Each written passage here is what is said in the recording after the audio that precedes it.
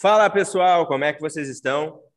Hoje, no nosso episódio do Conversas Sustentáveis, vamos falar um pouco de como ganhar dinheiro na geração distribuída. Isso é importante, é bom, energia limpa e ainda que a gente consegue trazer ganhos financeiros. E quem vai falar hoje com nós é o Frederico Bosquin. Ele atua na área jurídica no setor de energias renováveis. Frederico, por favor, te apresente aí para a galera.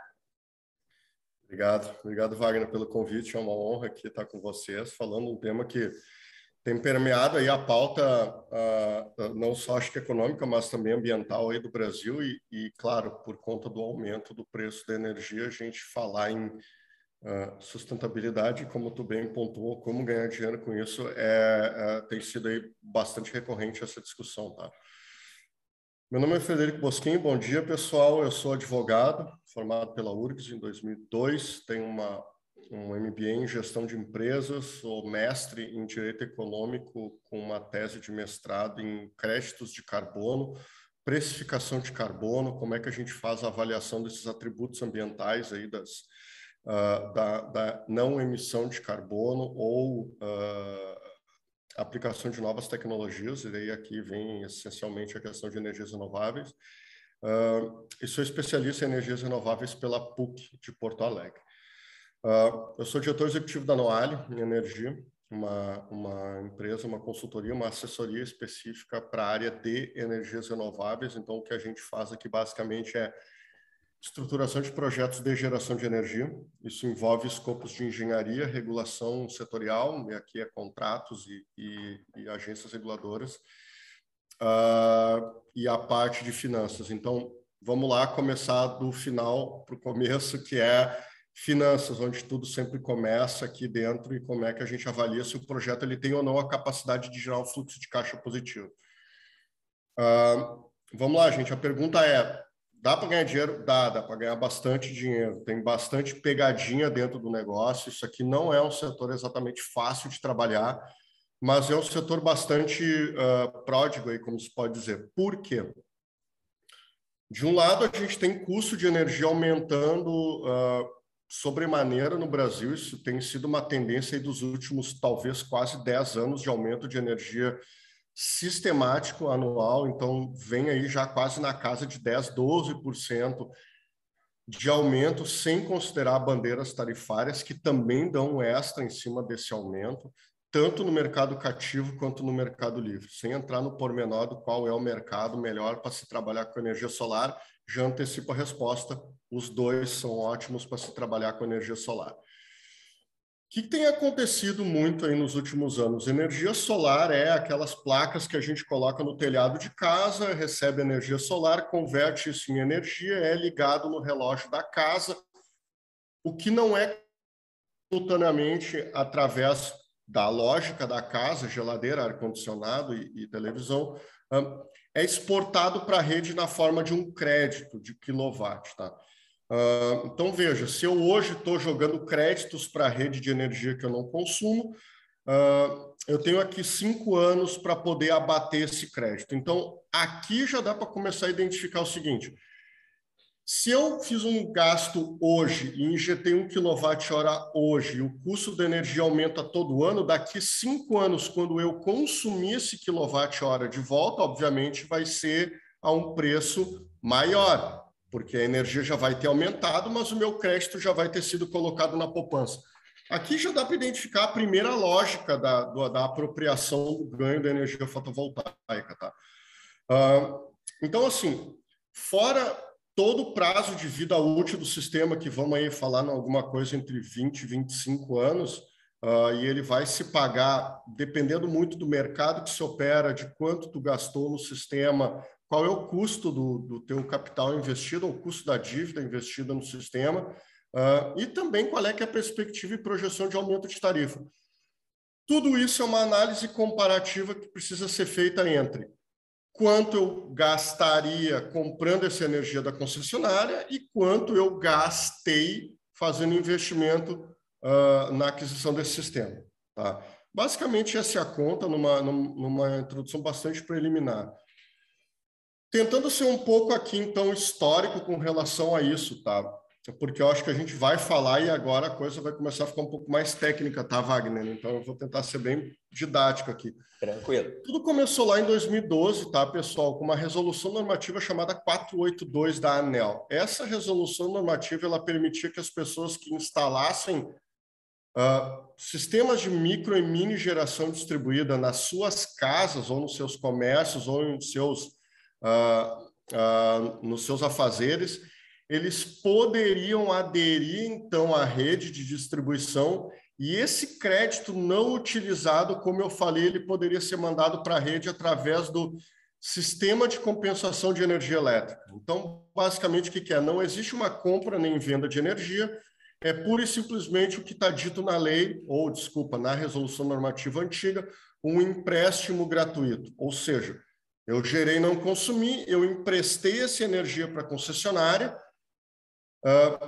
por um princípio físico da energia elétrica, ela não é armazenada, então essa energia ela é disponibilizada imediatamente pela concessionária para o vizinho. E dali ela cobra do vizinho, ou vende, ou revende para o vizinho essa energia, e eu recebo um crédito. Tá?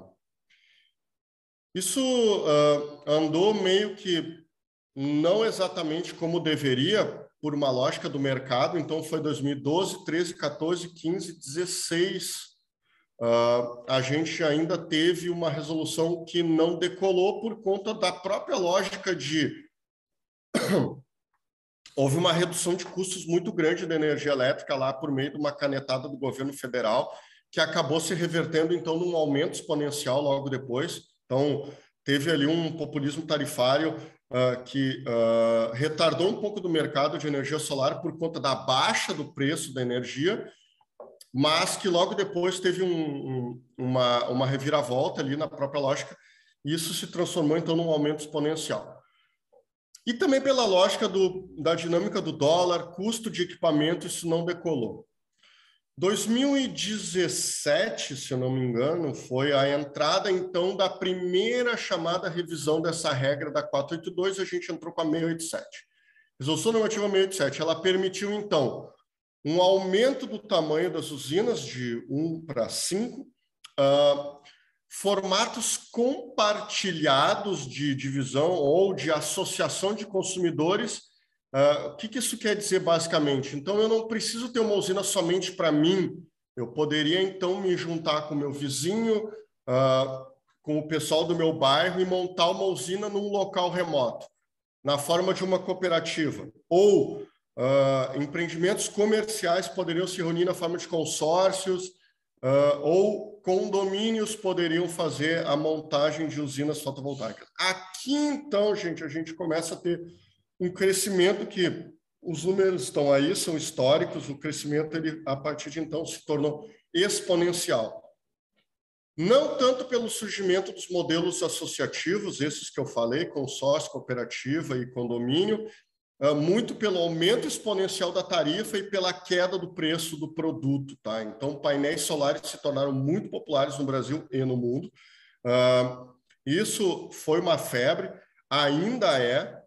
O mercado ele praticamente dobra ano a ano. Então, do ano passado, fazendo uma recontagem agora de 2020 para 2021, esse ano que acabou agora há pouco, o mercado ele dobrou de tamanho. Então, a gente tinha alguma coisa próximo de 6 gigawatts instalados, a gente adicionou no último ano mais 6 gigawatts, em um ano. Então, veja, eu contei uma história para vocês que em 2012 a gente teve a primeira regra.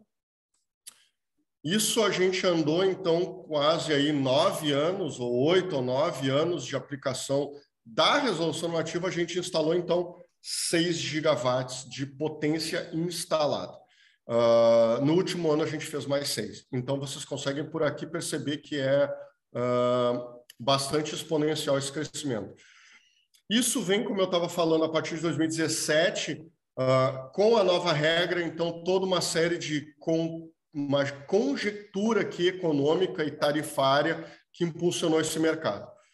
O que aconteceu nesse meio tempo, gente? Então, 17, 18, a própria lógica da revisão da 482 para 687 previa que dali 2 ou 3 anos a gente teria uma revisão dela porque seria, então, aquele empréstimo gratuito que eu falei lá atrás, que era a lógica da lei, já vinha sendo contestado pelas concessionárias na forma de que isso não seria exatamente gratuito, porque existiria um custo do fio e não só energia elétrica, tá? Então, a partir de 17, 18 e 19 se iniciou então o que eu chamo aqui talvez da maior guerra civil aí no Brasil do setor elétrico dos últimos anos. Um grande embate entre consumidores, setor de energia solar e distribuidores de energia. Aqui eu vou fazer só um parênteses para fazer um arrazoado muito rápido sobre essa discussão, tá, gente? Dentro da tarifa de energia, existem basicamente duas coisas ali. Um produto energia elétrica que circula, que vem de uma geradora de energia, e uma infraestrutura elétrica que é poste, transformador e fio, basicamente. Então, aqui dentro existem duas coisas. Existe um produto energia elétrica que circula pelo fio e que ele é consumível, o quilowatt-hora, que quando tu liga o chuveiro, ele é consumido pelo chuveiro, ou pela geladeira, ou pela televisão, pelo ar-condicionado, e uma outra infraestrutura que leva essa energia do gerador até a tua casa. Então, tecnicamente, no Brasil não existe essa separação tão clara para que as pessoas consigam ver que existem dois blocos de custos dentro de uma mesma lógica de cobrança. Então, aquele quilowatt-hora que a gente paga, ele não é exatamente um quilowatt-hora unificado, não é uma coisa só. Então, existe uma distribuição de custos aqui pela rede. O gerador, o transmissor e o distribuidor de energia. E o nosso amigo governo, que cobra o tributo. Então, são 4 grandes campos aqui que a gente precisa endereçar de remunerações. Quando a gente estava pensando naquela lógica de injetar energia na rede, todo mundo imaginou que aquilo fosse simplesmente troca de energia por energia. Mas existe sim um custo para a concessionária, existe um custo de fio, de transformador, existe um deslocamento de consumo, porque a energia solar só gera durante o dia, teoricamente o sistema tem que estar preparado para gerar energia também durante a noite, uma série de particularidades físicas, técnicas, jurídicas, regulatórias, burocráticas, tudo que tu pode imaginar que pode ser ruim aqui de entender, é aqui que é o lugar para tu te perder. Então, assim, essa discussão foi tão acirrada que politicamente se assim, acreditou ser interessante essa discussão sair, então, de dentro do âmbito da agência reguladora, que se viu, então, acuada dentro das discussões a respeito do que seria a cobrança desse fio, em detrimento dos consumidores e a favor das concessionárias, de forma a remunerar essa geração distribuída.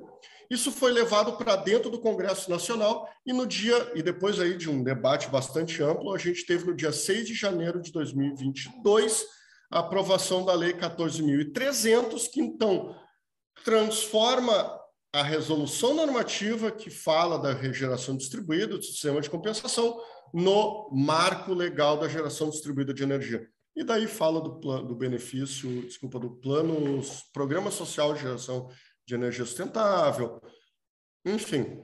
Então, a gente tira isso do âmbito de uma resolução normativa e carrega isso para dentro de uma lei federal, com todo o seu estatuto legal dado e com a segurança jurídica, que era o que o setor pedia, concessionárias pediam, consumidores pediam. Algumas inovações, várias, mas eu acho que não cabe aqui, talvez não nesse momento, fazer uma listagem tão grande, porque, obviamente, teria que se fazer um comparativo do que se tinha antes para o que tinha depois. Em linhas gerais, gente, o marco legal da geração distribuída, ele garante a segurança jurídica, que é, assim como eu falei, era o grande anseio do mercado. Tá? Deixa eu tomar meu chá. Tem dúvida aí, Wagner? Vai me perguntando, cara. Tá.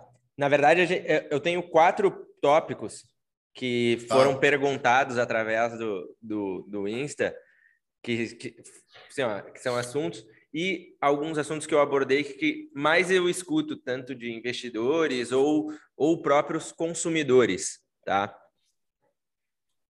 Vamos trabalhar por partes.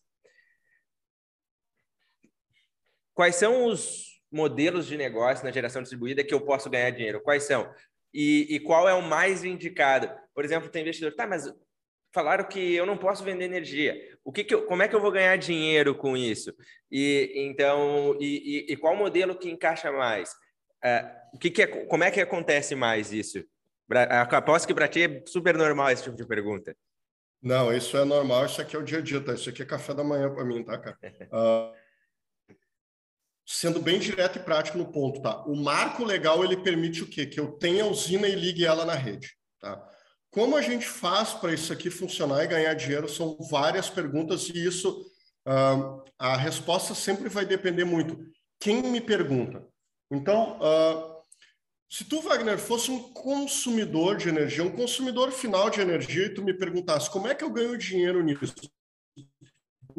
Instalando o teu próprio sistema, tá? E usando de preferência capital próprio, que é para não deixar dinheiro na mesa, tá entendendo? Então, primeira pergunta, como eu ganho dinheiro? Se tu é um consumidor de energia, eu diria que a primeira coisa que tu tem que fazer é instalar o sistema fotovoltaico.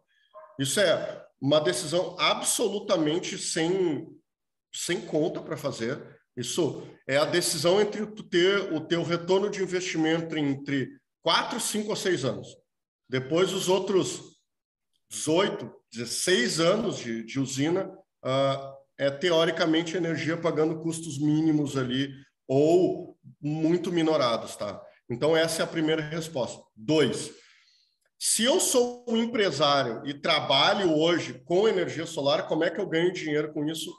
Primeiro, estudando, entendendo o setor e aprofundando melhor questões de modelos de negócios mais sofisticados. Por quê? Aí vem o reboque com a terceira resposta. Como é que a gente ganha dinheiro nisso, Wagner? Tem muita liquidez nesse mercado. Por quê?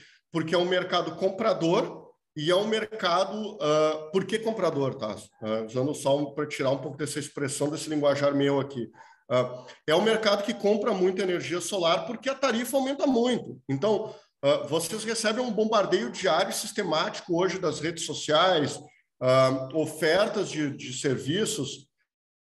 Muita gente hoje no mercado, seja buscando soluções de redução de custo de energia, empresas, comércios, consumidores residenciais, todo mundo hoje olha como custo de energia pensando, bom, se tem uma forma de reduzir, farei.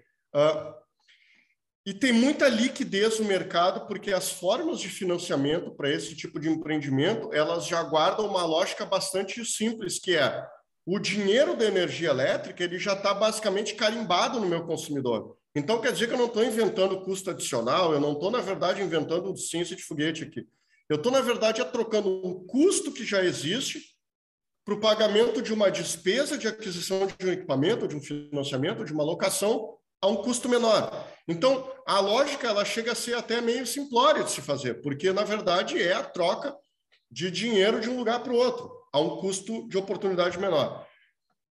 Quais são as oportunidades de negócios, então, que surgem para os investidores que querem entrar nesse negócio e precisam juntar, então, duas coisas? Consumidores, integradores e empresas de energia com o seu dinheiro. Eu tenho quase 20 anos de experiência no mercado de energia. Tá? Tudo isso para dizer o quê? Todos os projetos de energia, eles começam pela lógica da identificação do consumo, e nunca pela demanda. Nunca pela oferta.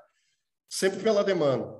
Então, tu precisa identificar qual a demanda de energia específica do cliente para poder identificar se tu consegue oferecer para ele uma solução de energia mais barata. Tá? Então, grosso modo, é sempre essencial entender nesse processo todo o quê? Quem são os teus clientes, quanto eles gastam de energia, como eles consomem essa energia, como é a disposição da infraestrutura elétrica deles e qual é que é a disponibilidade de capital deles. Esse custo de capital. Por que eu falo isso? Porque mesmo que a regra permita que se possam, por exemplo, fazer usinas remotas, agregação de consumidores e algumas outras formas, eu vou citar 2 dados aqui, tá, que talvez sejam um pouco drásticos para quem trabalha no setor. 99,9% das usinas hoje no Brasil, elas são Uma usina, um proprietário. Tá? Isso é um fato que está dado aí, dados de ANEEL. Ou seja, a usina pode até ser remota, mas ela só tem um dono. Tá? Então, os formatos associativos eles tiveram um pouco de dificuldade de decolar por uma explicação bem técnica que eu vou dar depois, e que não é problema do modelo, é problema econômico e técnico mesmo. Então, 99,9% das usinas são de um dono, ou seja, eu decido investir, eu coloco ou no meu telhado ou numa usina remota. Aí vem o segundo dado. 85% das usinas no Brasil são no próprio telhado do cliente consumidor. Isso aqui é uma tendência muito residencial ainda do mercado. Vai existir uma exponencialidade maior agora, tá? Que é talvez o que eu falo do energia solar 2.0, que vai existir daqui um ano, que é quando a gente tiver a virada da chave correta da regra da nova lei. Tá? Mas, então, em tese, hoje no Brasil, a gente tem uma dinâmica que é a seguinte: usinas de telhado e usinas de um cliente. Por quê? Tu sempre vai dar preferência para a instalação de usinas em telhados de clientes. Tá? Por que isso? Porque a simultaneidade ela dá um retorno de capital muito mais alto para o consumidor. Quando a gente fala de retorno de capital mais rápido, isso quer dizer que o tempo do payback é mais curto. Então, toda a exposição de riscos é menor. Porque se o ativo já tiver pago, mais rápido ele está livre e ele libera as partes. Tá? Então, primeira forma de se ganhar bastante dinheiro nesse mercado. Financia a aquisição do sistema fotovoltaico para o teu cliente. Mas de que forma, Fred? Loca o sistema no telhado dele. Fred, mas não é ruim colocar dinheiro no telhado de um terceiro? Não é muito ruim tu tá lá com o teu sistema, não tem garantia nenhuma de pagamento? Gente, risco. Tá? Por quê? Vamos dimensionar o risco da seguinte forma. Se eu tiver um payback no telhado que seja de 4 anos, de um comércio, tá?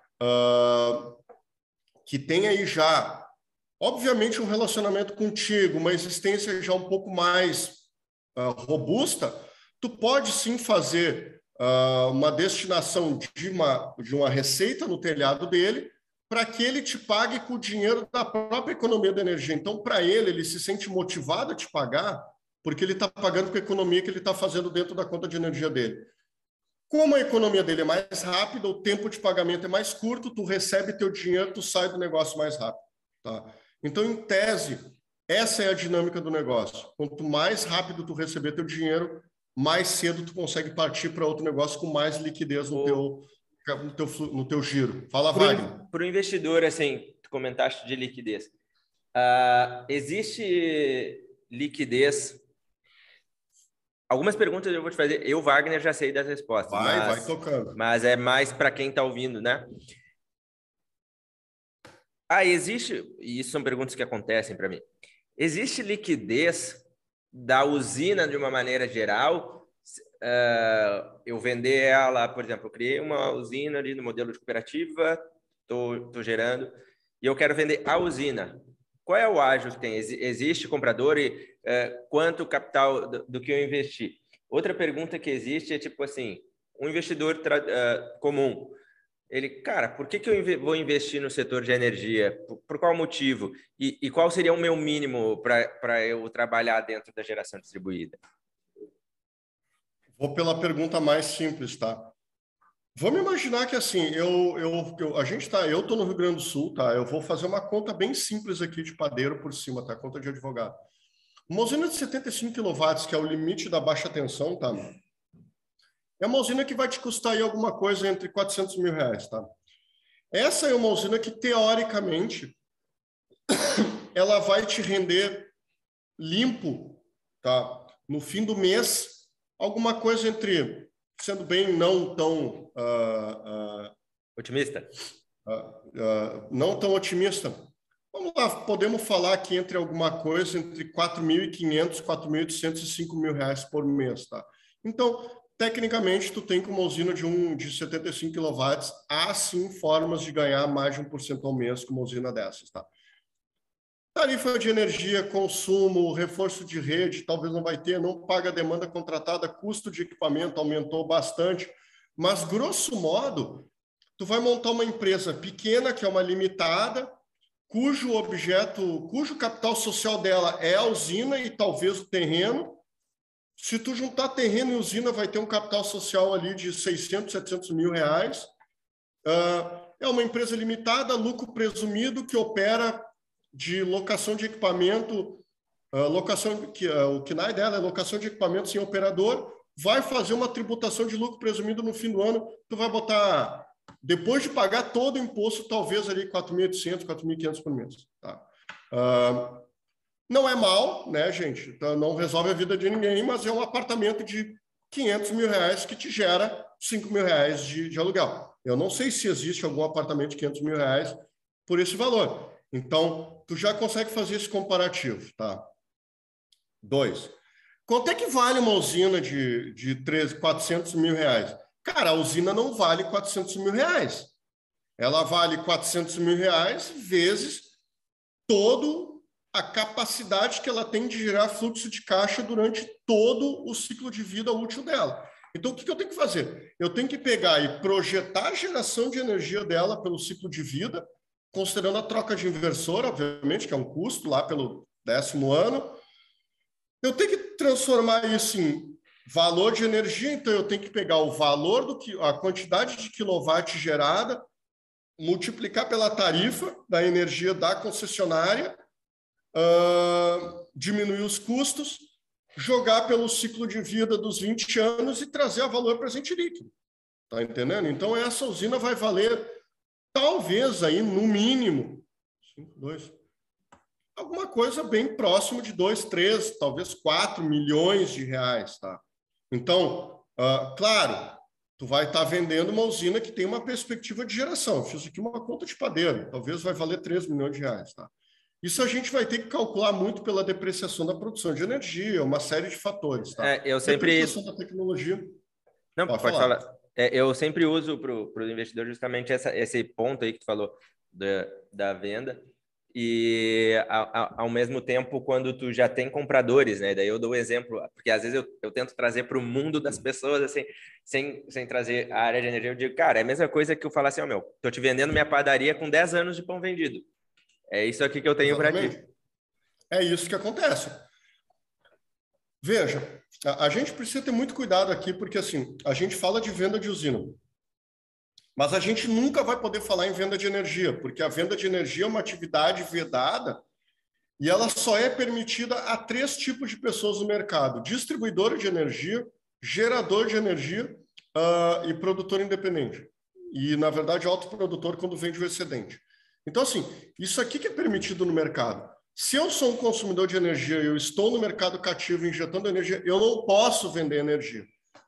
Então, o que é preciso fazer? É preciso fazer uma alocação de equipamento baseando a remuneração do equipamento com base na performance dele.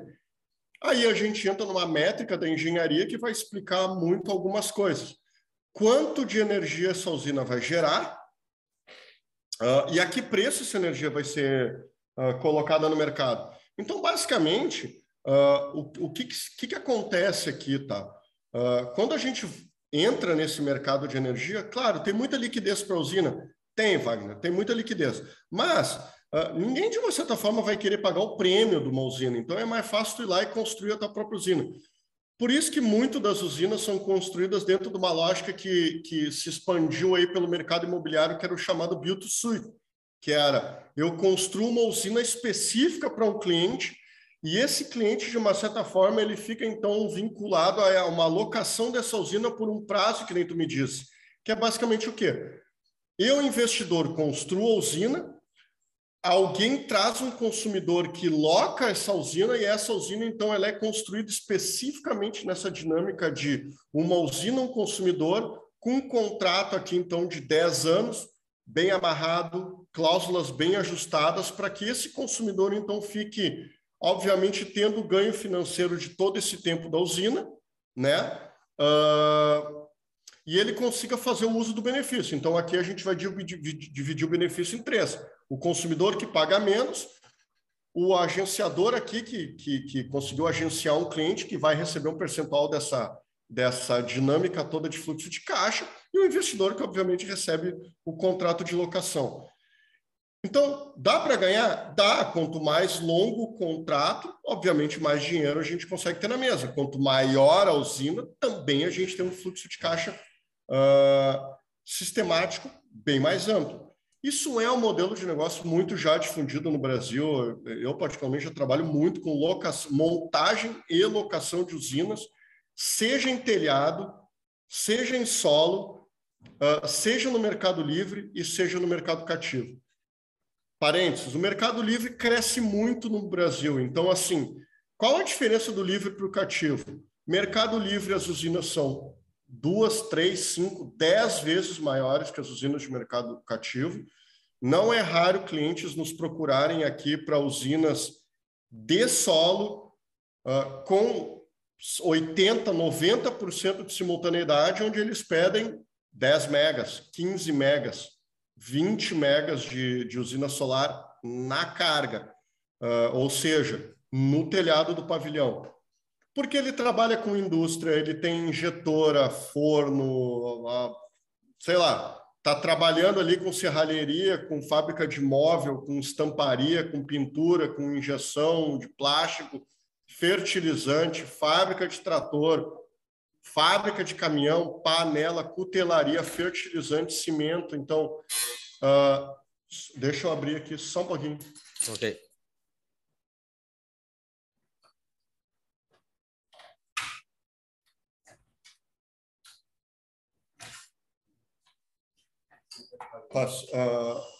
Deu pause, hein? Tá tranquilo. Pausou. Depois eu tenho o editor. Ele tá.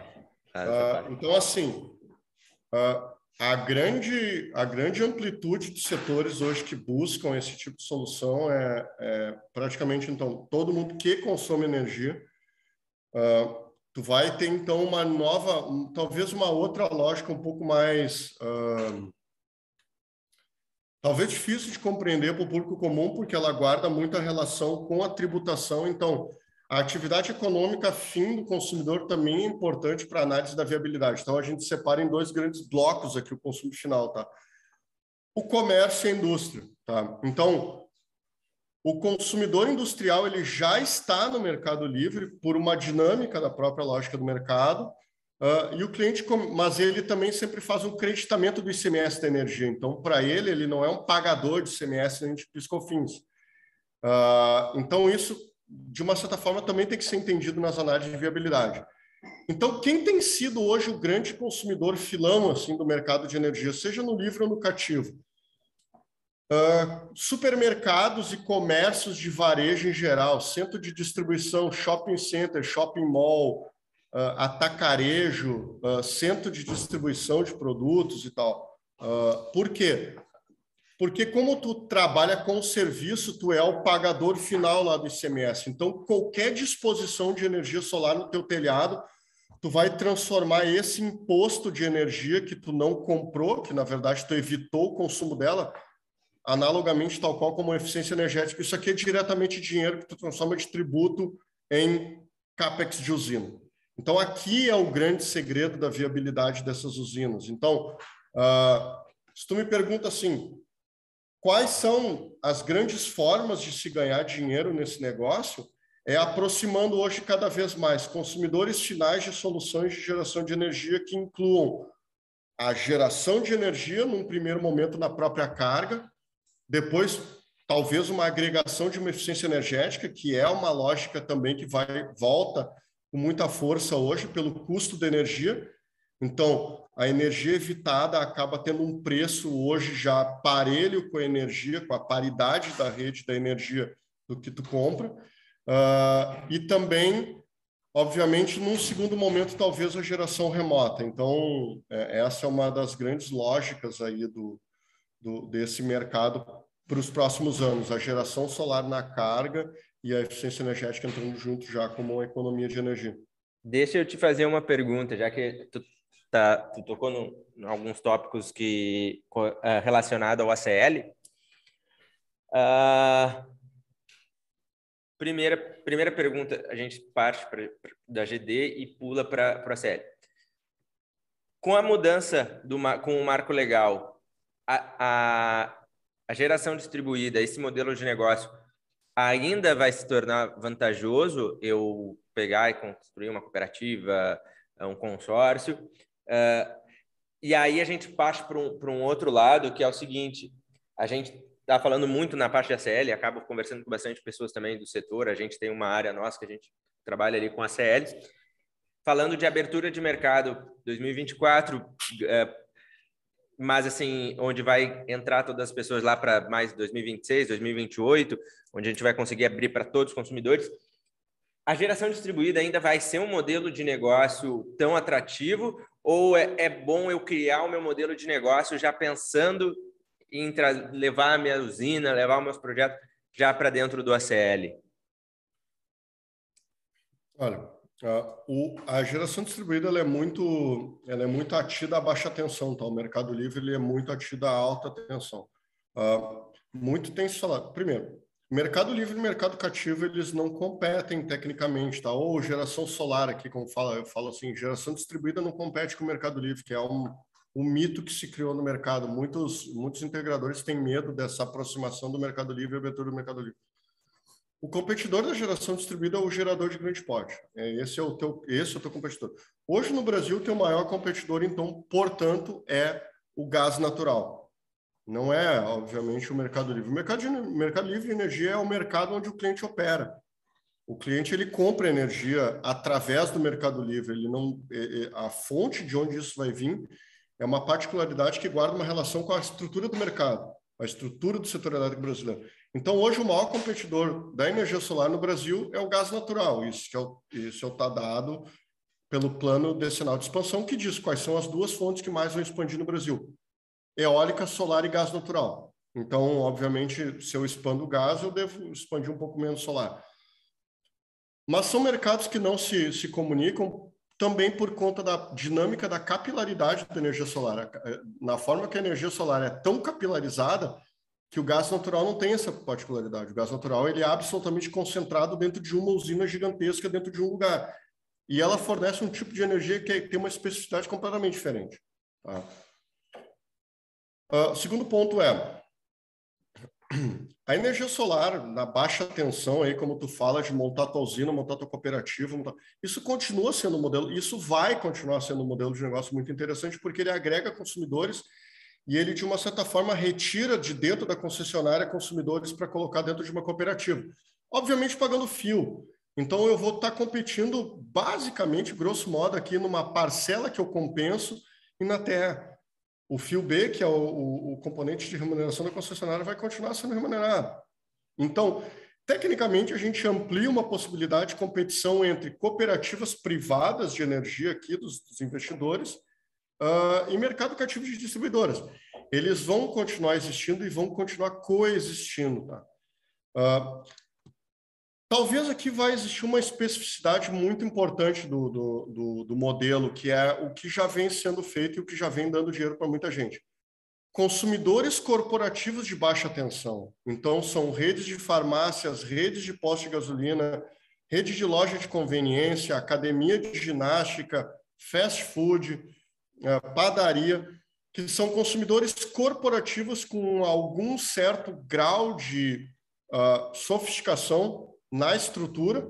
Então, não é tudo absolutamente pulverizado, então é uma série de pontos de consumo. Rede de conveniência de posto de gasolina, por exemplo. Eu tenho lá 4, 5 mil pontos de consumo de baixa tensão, ou seja, ele não é elegível a migrar para o Mercado Livre. A energia elétrica é um insumo que é relevante, dá para fazer economia ali, mas ele não pode migrar para o Mercado Livre, mas existe tecnologicamente uma solução para ele, que é usinas construídas build to suit, por exemplo, ou uma usina de locação, ou no modelo BOT, por exemplo, que eu build, operate and transfer, eu construo, opero e transfiro o ativo para ti, ou eu construo e opero pelo tempo do contrato. São várias as formas, a sopa de letra, todo o anglicismo que se trouxe aí de modelos de contratos mais sofisticados. Esses são os consumidores que vão continuar permeando aí a geração distribuída de maneira a compor usinas nesse formato. Então, a geração distribuída nesse formato vai seguir e vai ter uma ampliação bastante grande ainda no mercado.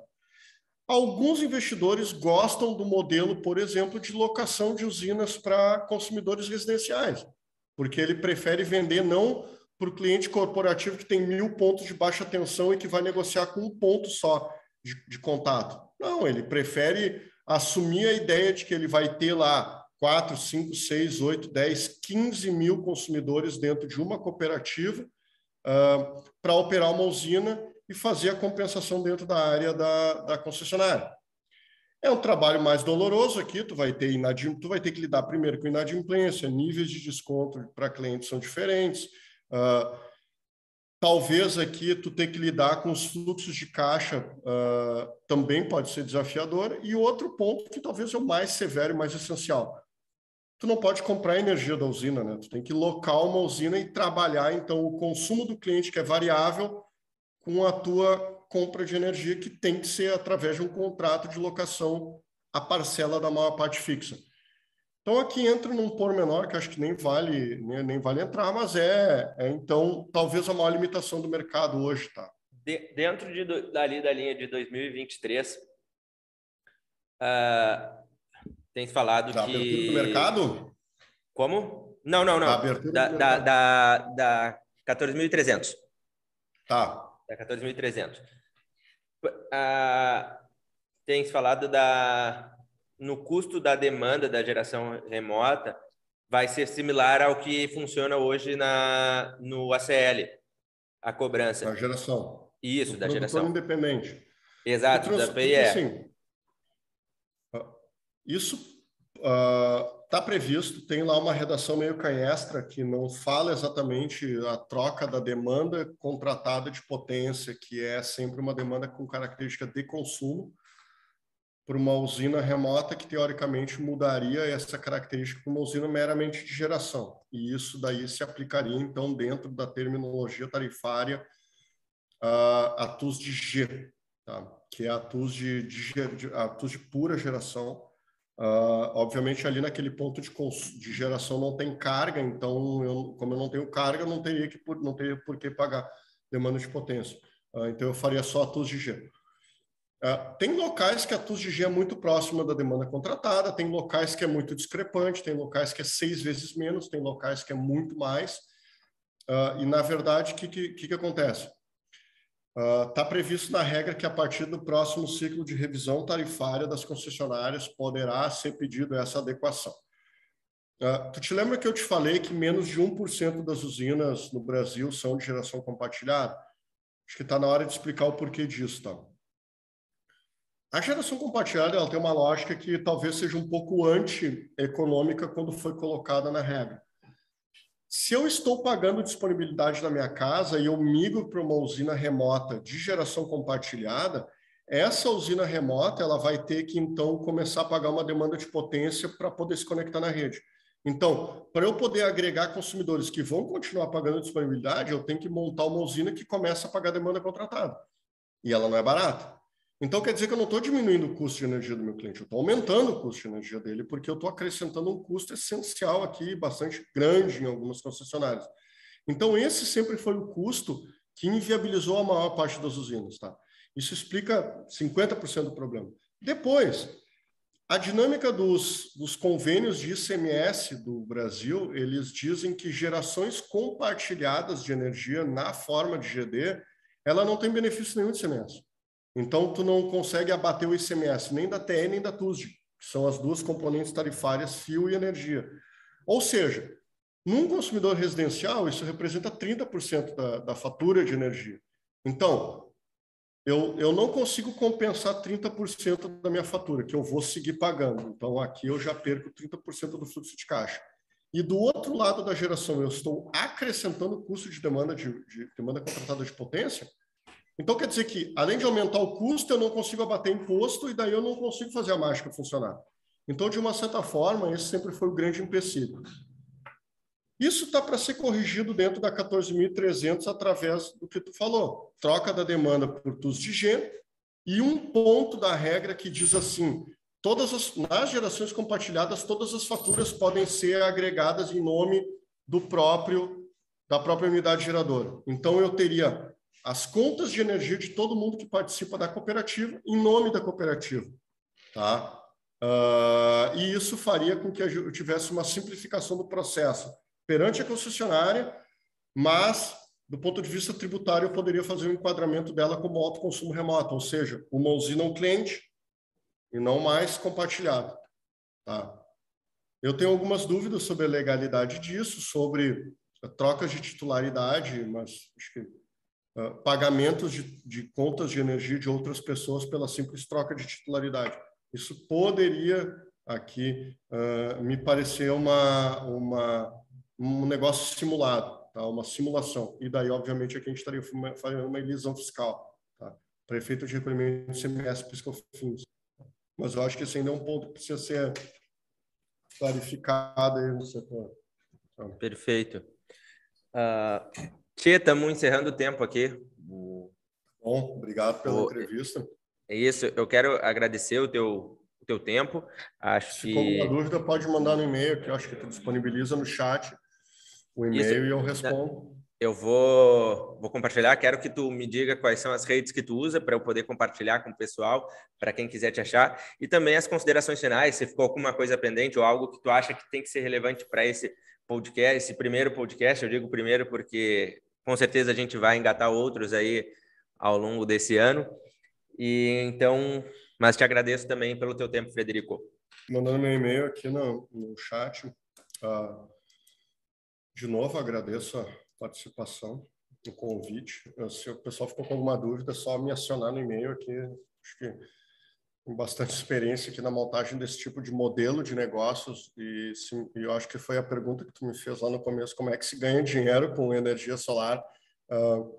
Eu acho que o maior ponto de início aqui dessa conversa é entendendo melhor o setor, buscando profissionais apropriados ali para fazer uma estruturação de uma usina.